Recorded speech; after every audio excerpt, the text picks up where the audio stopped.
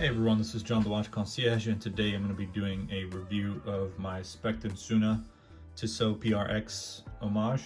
This is actually the second homage I'm doing for the Tissot PRX, and it's by the same brand.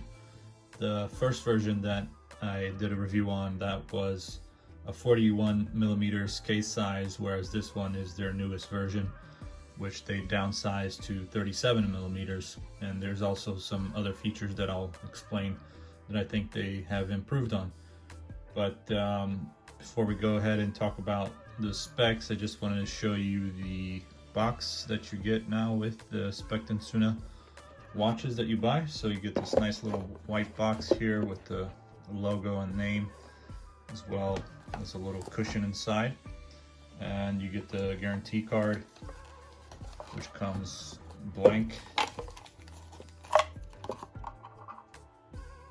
And that's really all you get, but a good little box to have. And now we can talk about the watch. So as I mentioned, it is a Tissot PRX Powermatic 80 homage.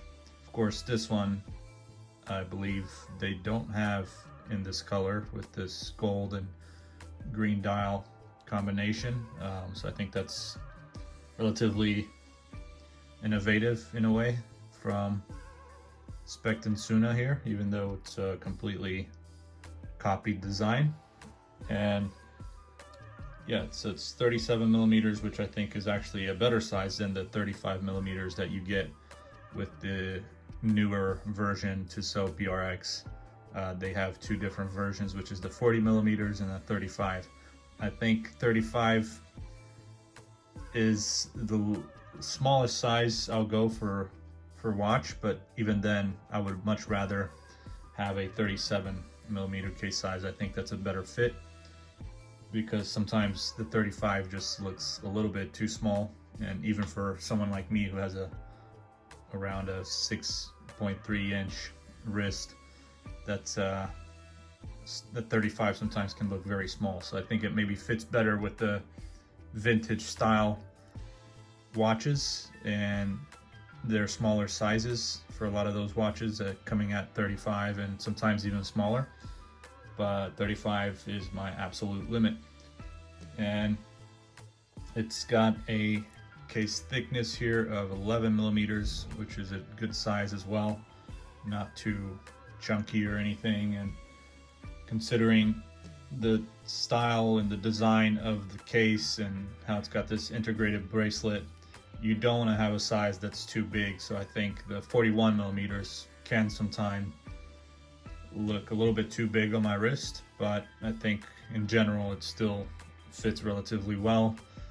So again, 37mm case size I think is ideal, considering the style and design of this case, as well as the integrated bracelet. Sometimes you'll find on other similar designs with cases like this that the integrated bracelets that they have sometimes are a little bit more stiff along this area here, so that way it makes it harder for you to have something that fits nicely on the wrist without kind of sticking out and creating a gap.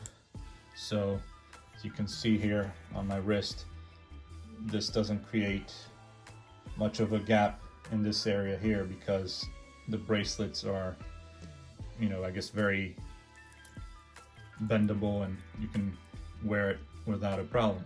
So I have another watch that is a Royal Oak homage, and this part of the bracelet kind of sticks out a lot more, and so it creates these gaps in between, which make the size of the watch look a lot bigger. And so it's good that they made a 37mm case size, because it just helps with making it look proper on your wrist, and nothing too big, but also not as small as something as 35mm, which I think for this style of a watch, which is like a sporty looking watch, I think 35 is just not ideal. It fits better with the vintage dress style watches. I think it goes much better with the 35mm case size rather than something like this. So it does have sapphire crystal And it's got a Seiko NH35 movement here, which is not something you'll find with the previous version, at least not the one that I got. I have the Miyota A215, or possibly a A315, because it does have hacking, which was something I was surprised to see for a Miyota movement. At least the A215, typically it's not hackable, so it was interesting to see that it did hack. And so this one, you also get a screw-in crown, which is not common on watches with only 50 meters water resistance. At least that's what it claims here. You can see it also on the dial.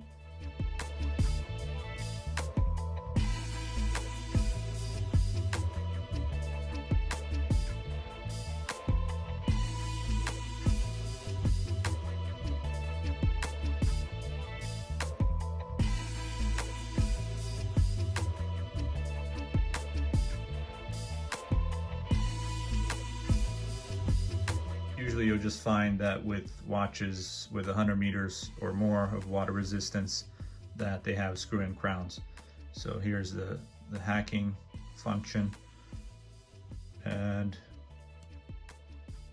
you also got, yep, I just kind of screwed up the time there, but I can just adjust that later. Got a nice little legible date window there.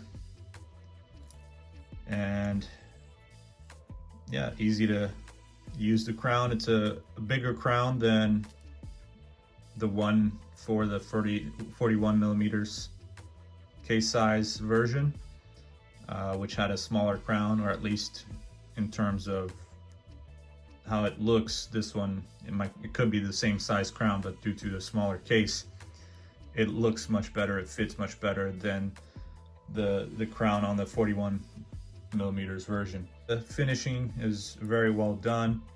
Got brushing on the side of the case with beveling right along the top part of the sides here. So you got very nicely finished work also on the bracelet. And you got polished bezel.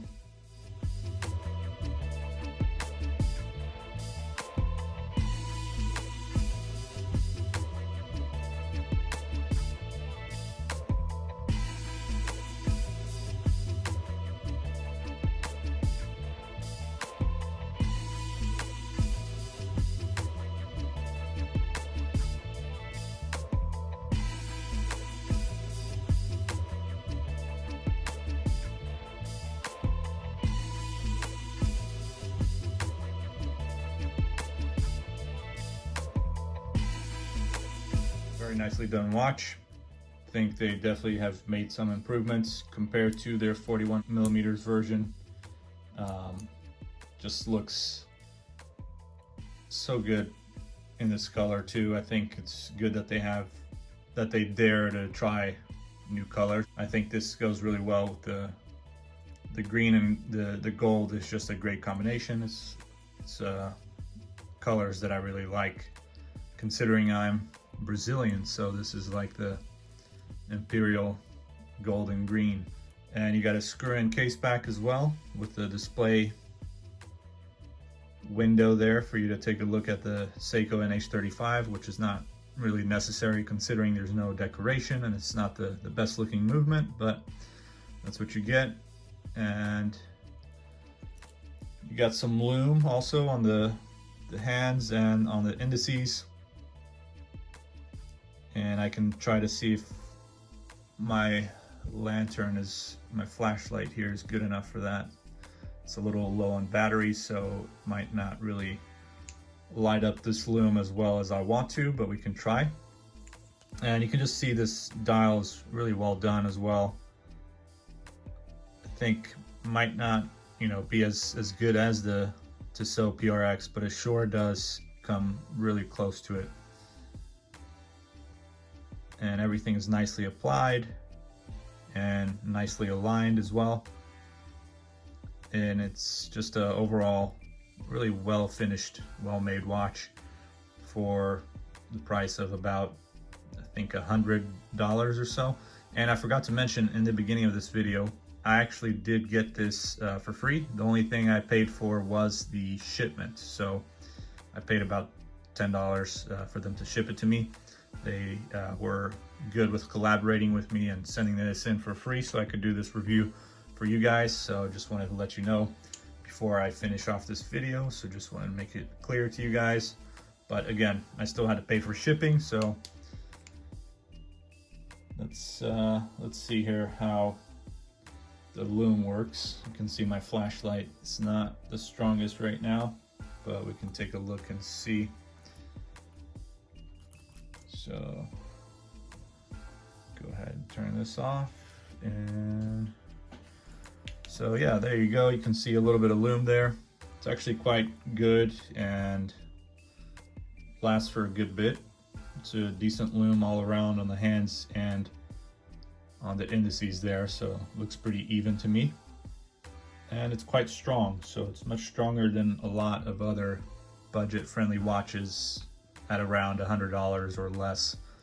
I mean, this one is pretty good. So let me turn the light back on now, and yeah, so thank you very much for watching this video. If you have any questions, please write down in the comments. I'll add the link to the description, so that way if you want to buy this watch, you can go ahead and check out their different color combinations that they have for the dial and bracelet, so you can see their versions. And yeah, thank you so much for watching. Make sure to subscribe, like, check out all the other videos I have on my channel. Make sure to follow me on Instagram as well. You can also DM me on there and ask questions and start a conversation, so feel free to reach out to me. And just can do a little more viewing here. I'll just flip this around. You can see double push button clasp as well. Butterfly clasp, easy to use.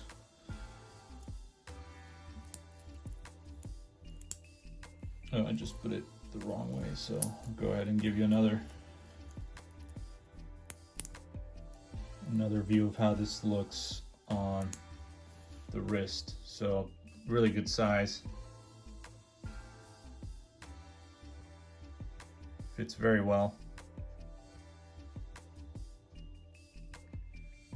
Sits comfortably on the wrist. The bracelet is also comfortable and doesn't pull hair or anything like that. So far it hasn't.